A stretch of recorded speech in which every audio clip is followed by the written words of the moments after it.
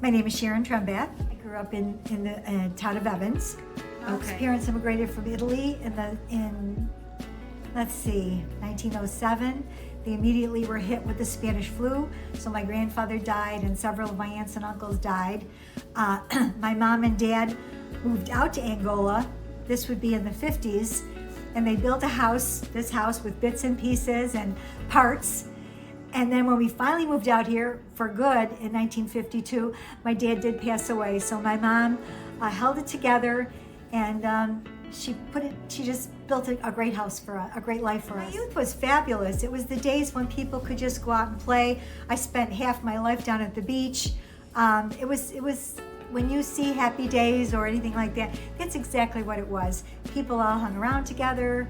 We had parties, and I had a great childhood. When I graduated from college and I got hired right away at Roswell. I worked there for 15 years, 5 in GYN, 5 in the breast clinic, and 5 in urology. I had the kids. I went back to work after 2, and after the 3rd one, it was like, I can't go in every day. So I was volunteering at the time for Community Action, and there was a job at Community Concern, which was a brand new mental health, actually it was an outpatient mental health facility that we helped people get on social services. There was nothing in the town of Evans that could help people get into food stamps or HEAP or any of the programs. So this is what we did. It was all volunteers, it was all free. And then in probably around the 1980s, they incorporated into a genuine mental health clinic, and I was hired as a medical assistant, which I stayed on for 40 years. I just retired, I'm trying to think, 10 years ago. And through all the moves, and eventually Community Concern turned into Harmonia, and they got much bigger and joined in with Hamburg Council. Right. We're finding medical waste on the shoreline. And on Easter Sunday in 1989, my son was 15, and we found a dialysis bag, and I kicked it into the water, and Jim said, "Mom, what are you doing?" And I said, "Jim, nobody cares." And he said, "But we do."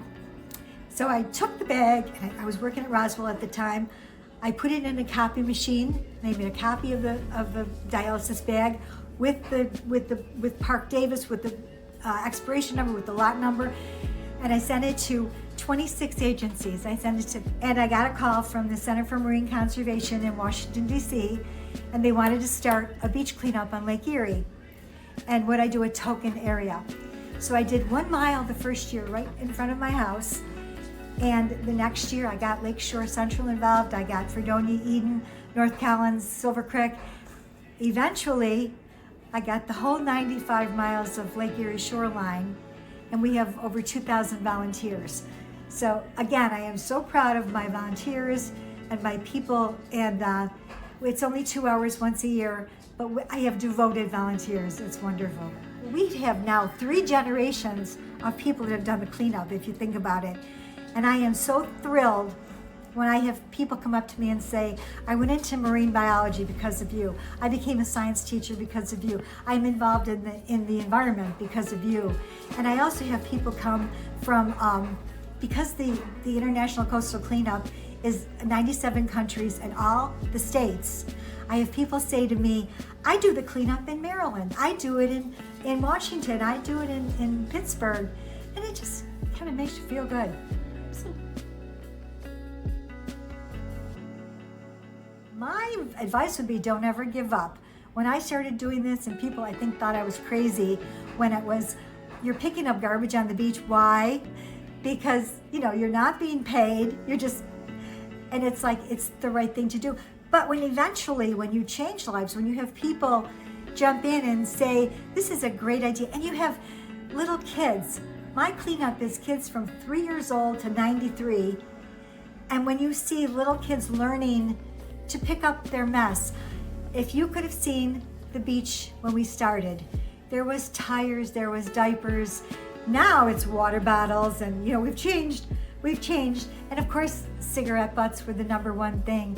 And if you can see the difference you've made, the first year we picked up 140 tires. and now there's none down there. So yeah, persistence does pay off. I have no complaints and I have no regrets. I think the only thing, I would have spent more time with my grandma. I loved my grandmother, and I would have loved to know, why did they come to Buffalo from Lake Como, Italy? You know, and different questions, how she met, how she survived. Like I said, after the Spanish flu epidemic, her husband died, left her with 7 kids, and 3 other ones that did pass away. And there's just so many questions that I have.